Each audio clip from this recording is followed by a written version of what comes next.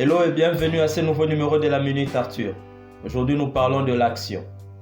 Vous ne labourerez jamais un champ en le tournant dans vos pensées. Proverbe irlandais. Un soir, pendant qu'on visitait une famille amie, leur garçon de 5 ans mis au lit 30 minutes plus tôt a crié. Le jeune a été surexcité par un film de science-fiction et avait peur que le petit monstre vert allait entrer dans sa chambre et le kidnapper. J'ai été intrigué par la façon dont le père a soulagé l'inquiétude de son fils. Il n'a pas dit « N'aie pas peur, fiston, rien ne t'arrivera, endors-toi ».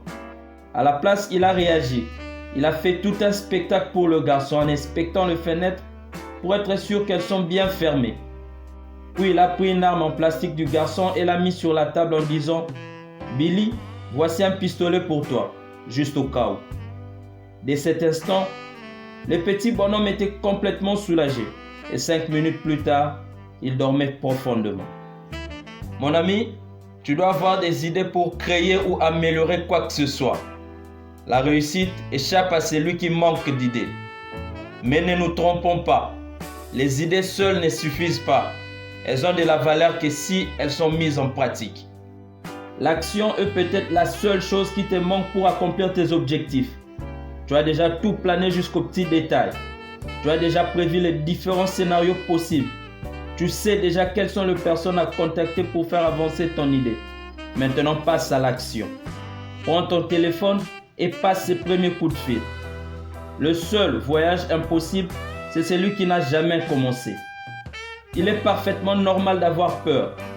Ce sont plutôt les différentes méthodes utilisées pour combattre cette peur qui ne marchent simplement pas. La seule façon pour toi de combattre ta peur, c'est en agissant. Le vrai test pour une personne appelée à réussir n'est pas la capacité d'éliminer tout le problème avant d'agir, mais plutôt la capacité d'agir et de trouver les solutions aux difficultés quand elles se présentent. Tout le jour, des milliers d'idées sont enterrées, simplement parce que leurs auteurs manquent le courage de passer à l'action. Et très souvent, les fantômes de ces idées enterrées prématurément reviennent plus tard dans leur vie pour les hanter. Quand nous refusons d'agir sur nos idées, en réalité c'est parce qu'on a laissé la négativité prendre les dessus. On réalise le travail qu'il nous faut faire pour fructifier ces idées, puis on choisit l'option la plus facile, celle de se rétracter en mettant en avant toutes les raisons pour lesquelles nos idées ne valent pas la peine d'être poursuivies. Pour combattre ta peur, agis. Pour accroître ta peur, reste attentiste.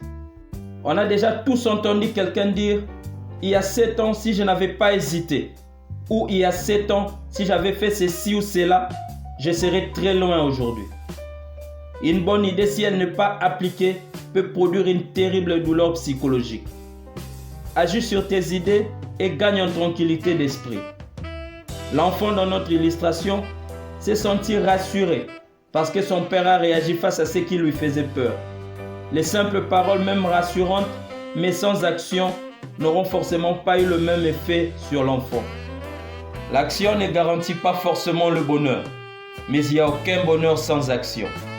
Tu peux ne pas savoir le résultat de tes actions, mais laisse-moi te dire que l'action est le fondement essentiel pour toute réussite. Agissons. Thank you.